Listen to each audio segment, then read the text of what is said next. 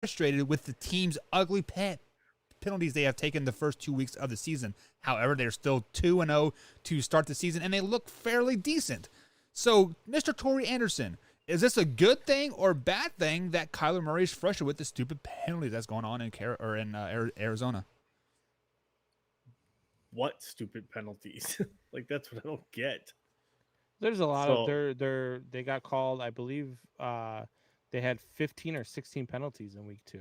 Yeah, against the Vikings, but the refs were offsides.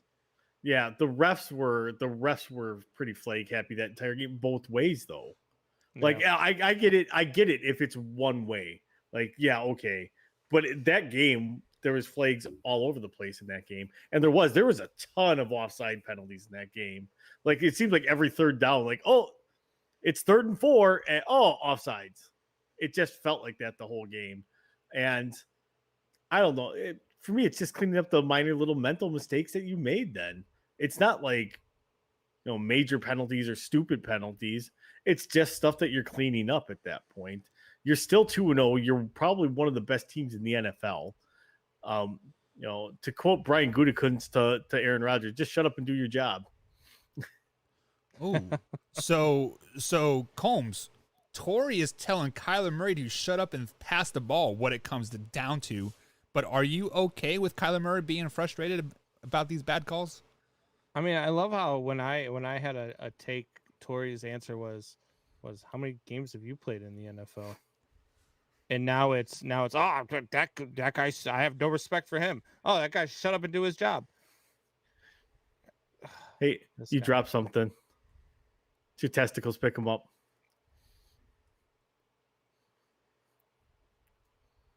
I was going to make a joke, but that would have been rude.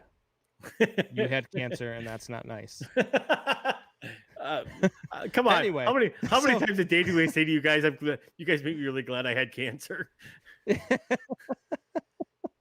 Anyway, I don't know. Like, I think that, his frustration is legit.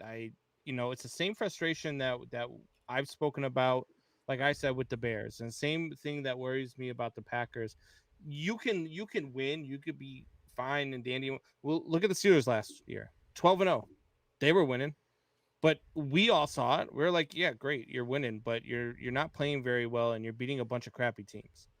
Okay, and I'm not saying that's what happened in here with the Arizona Cardinals, but you can be 2-0 and still be making a lot of dumb mistakes and just kind of getting by. And that's what they did against Minnesota. If Minnesota makes that kick at the end of the game, they're 1-1.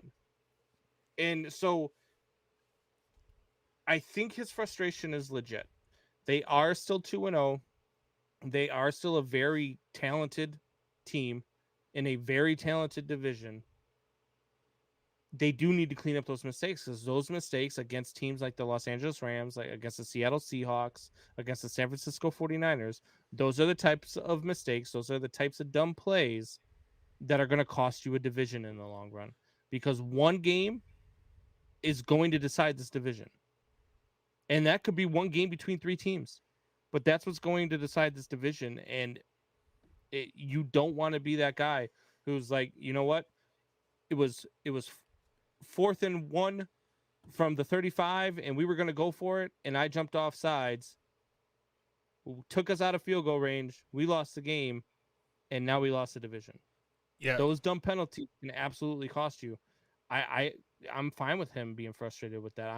I actually like the fact that he's coming out and being a leader and saying, hey, you know what? Yeah, great, we're 2-0, but that doesn't mean anything right now. We've got a lot of stuff to clean up. We always say, no matter how good you are, you've got room to improve, right? Yeah, which is 100% correct. So, Combs, let me ask you this cool question here. Torrey said he just needs to shut up and play, but then you said you are happy about Kyler, making this known, like, hey, I'm not happy about this play.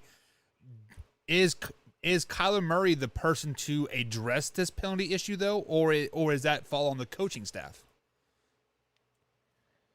No, it can come from players too. I mean, that's why you have player only meetings. Kyler Murray's coming off the best game of his career statistically.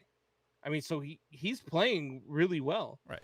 So if he's still out there and he's still geared up and he's still watching, instead of sitting on the bench while he's, off the field. He's up there, he's watching the defense, he's watching how they're performing. He's engaged in the game, and he's telling them, hey, look, we still got things we can clean up.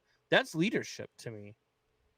It's absolutely leadership to me. And the coaching staff, yes, it's their job to coach these guys up, to help them clear these mistakes. But I would absolutely love to have a guy like that on me instead of a guy that sits there and tells me to RELAX. Tori, is this a coaching issue with the whole penalty thing? I mean, it's cleaning up the coaching issues, getting the coaches to tell them guys to line up in the right spot. Is it completely on the coaches? No, but it's the coach's job to fix those issues, not Kyler Murray's.